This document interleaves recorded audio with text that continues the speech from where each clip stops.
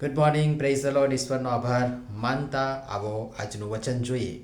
અને તેણે પોતાનો પ્રથમ દીકરો જન્મ્યો.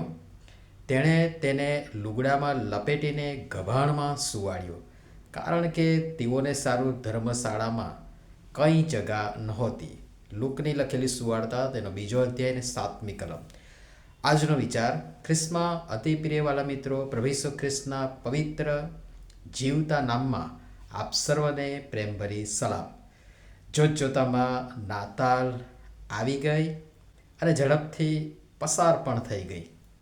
મન ભરીને નાતાલ સૌએ માણી હશે અને હજુ પણ ઘણા બધા કાર્યક્રમો ચાલી જ રહ્યા છે. ઈશ્વરનો આભાર માનીએ છીએ કે પરમેશ્વર પિતા તરફથી પ્રભુ ઈસુ ખ્રિસ્ત રૂપી મૂલ્યવાન ભેટ આપણને પ્રાપ્ત થઈ.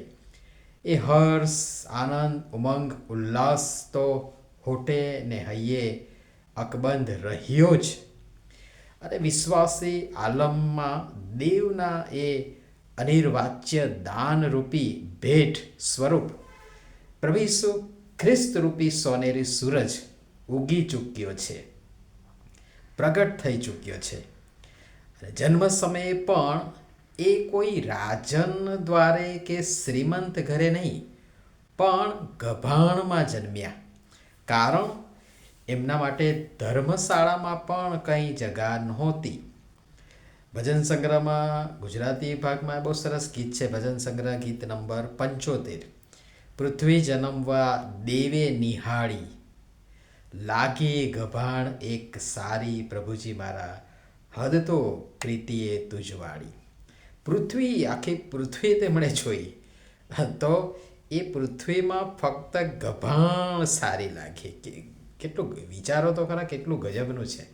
આટલા મહેલો, આટલી મહેલાતો, સમૃદ્ધ નગરો, શહેરો અને ઘરો ને કુટુંબો ને બધું જ, પણ લાગી ગભાણ એક સારી. મારું તમારું જીવન નહીં, કોઈનું સુંદર ઘર નહીં, પણ ગભાણ સારી લાગી. એ સોમ સૂરજ, જગનો સૃજનારો સોનેરી સૂરજ આજે તમારા, મારા, આપણા વ્યક્તિગત, કૌટુંબિક અને આત્મિક જીવનમાં પ્રગટે માટે પાપ કેરા કાળા ડિબાંગ, એ ઘનઘોર ઘટાદાર વાદળા હટાવી દો.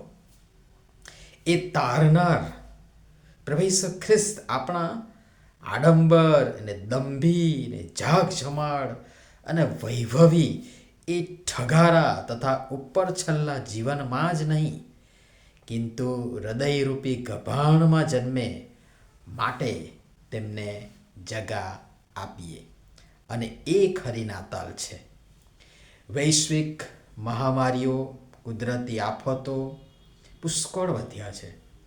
યુદ્ધ તેને અને તેના જેવી વિષમ પરિસ્થિતિઓએ સમગ્ર વિશ્વને એટલું તો સમજાવી દીધું છે કે અમીર, ગરીબ, કાળા, ધોળા, ઊંચ નીચ બધા સરખા.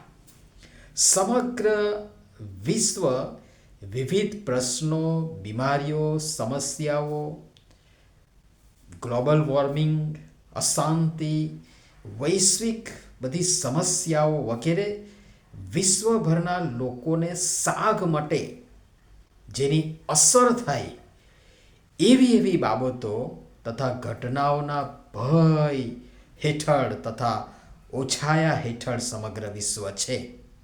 અને એવામાં આ નાતાલના મહાપર્વે પ્રભુ ઈસુ ખ્રિસ્ત ફરી એકવાર ન કેવળ સમગ્ર વિશ્વાસી ખ્રિસ્તી આલમમાં જ સોનેરી સૂરજ બની ઉગે, કિંતુ સમગ્ર વિશ્વ ફલક પરથી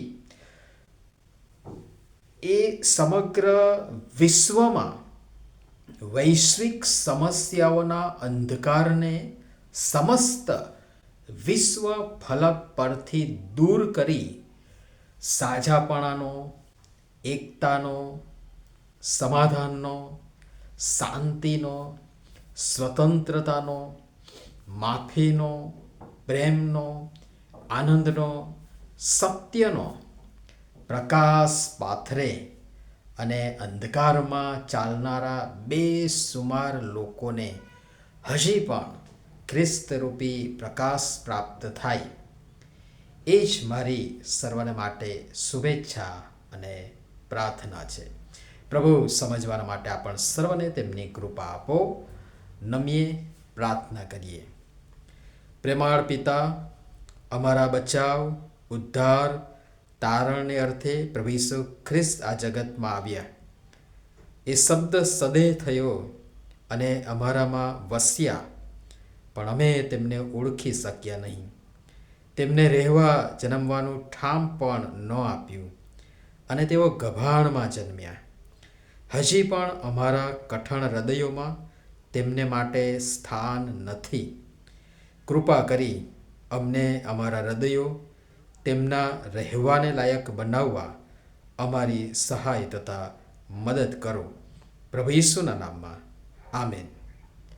ધન્યવાદ.